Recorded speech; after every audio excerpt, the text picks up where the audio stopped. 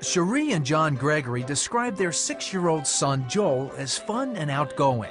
So when it was time to sign up for their church's Easter program, they were sure Joel would jump at the chance. There was just one problem.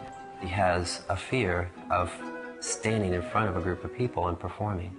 Joel had his own words to describe how he felt. Frightened, terrified. Although John and Cherie tried and tried to convince him that it would be fun, Joel would have no part of it.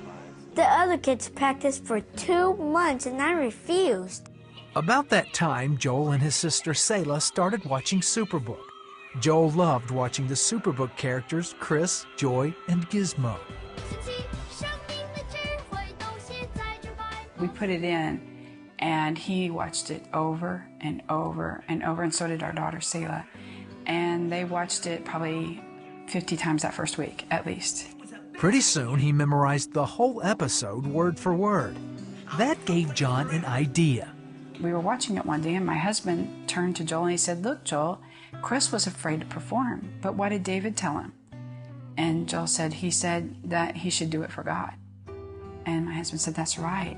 You shouldn't be afraid of performing, because if you're doing it for God, there's nothing to be afraid of." Then on Easter morning, a child decided to drop out of the program. The children's pastor walked up to my wife and said, "Joel wants to perform." And then he told us that he wanted to do it for God, and he's not going to be afraid. My husband and I cried because we knew how much courage that was taking for him to even say that. After only 10 minutes of practice, Joel performed his part perfectly. Joel says watching Superbook taught him not to be afraid and to trust God. We just started watching Superbook and that just encouraged me.